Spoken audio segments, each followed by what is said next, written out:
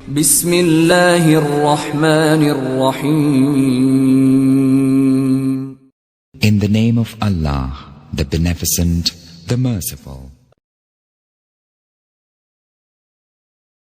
شرک اور برائی کی باتوں سے بچنا. محمد صلی اللہ علیہ وسلم دنیا میں اس لیے پیدا کیے گئے تھے کہ وہ اللہ کے بندوں کو اللہ کا پیام سنائے، ان کو برائی اور بڑی کی باتوں سے بچائے، اچھی اور نیک باتیں بتائے.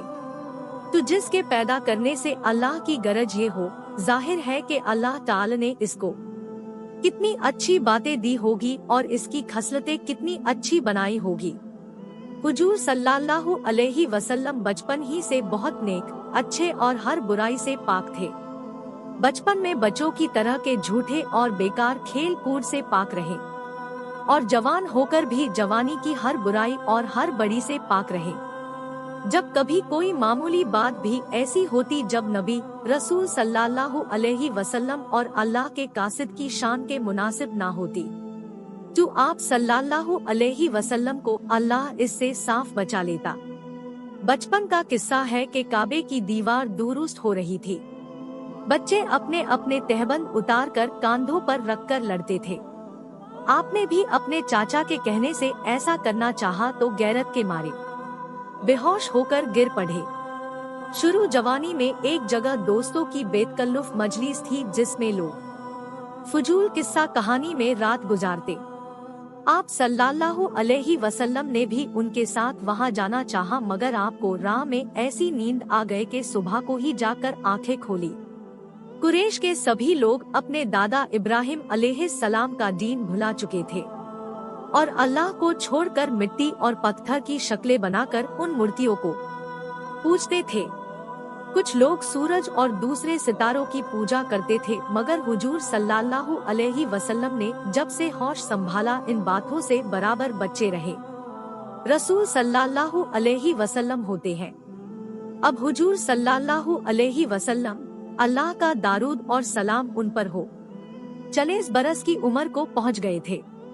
یہ وہ زمانہ ہوتا ہے جب آدمی کی سمجھ بوجھ پوری اور عقل پختہ ہو جاتی ہے. شروع جوانی کی خواہشیں مر چکی ہوتی ہے، دنیا کا اچھا برا تجربہ ہوتا ہے.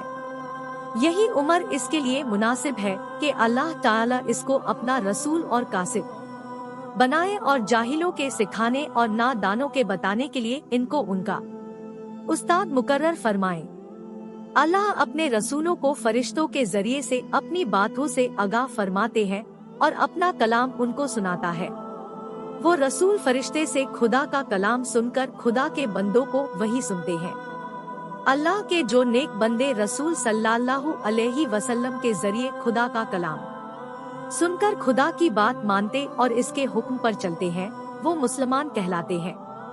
اللہ ان سے خوش ہوتا ہے، پیار کرتا ہے، اور جب تک وہ جیتے ہیں اللہ تعالی ان کو ہر طرح کا انعام دیتا ہے اور ان پر اپنی برکت اتارتا ہے. اور جب وہ مر جاتے ہیں تو ان کی روح کو آرام اور چین نصیب کرتا ہے. اور قیامت کے بعد جب پھر سب لوگ جی کر اٹھیں گے تو نیک لوگوں کو اللہ وہاں ہر طرح کی خوشی نصیب کرے گا. وہ بادشاہوں سے بڑھ کر وہاں ہر طرح کا آرام اور چین پائیں گے.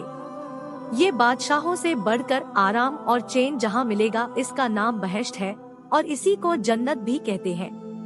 اور جو لوگ اس رسول صلی اللہ علیہ وسلم کی بات کو نہیں مانتے اور خدا کے کلام کو نہیں سنتے اور اس کے حکموں پر نہیں چلتے، وہ اس دنیا میں بھی دل کا چین اور روح کا آرام نہیں پاتے اور مرنے کے بعد خدا کی خوشنودی سے محروم رہتے ہیں.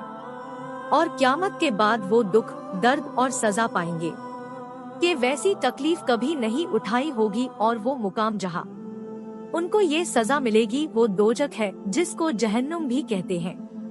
جس اللہ نے اپنے بندوں کے لیے زمین و آسماں بنایا، طرح طرح کے اناج، میوے اور پھل پیدا کیے، پہننے کے لیے رنگ برنگ کے کپڑے بنائے، زمین میں قسم قسم کے سبزے اور پھول اگے، جس نے انسان کے چاند روز آرام کے لیے یہ کچھ بنایا، کیا اس نے ان کے ہمیشہ کے آرام کا سامان نہ کیا ہوگا؟ جس طرح اس دنیا کے قاعدے قانون بنانے اور سکھانے کے لیے استاد तबीब और डॉक्टर बनाए हैं।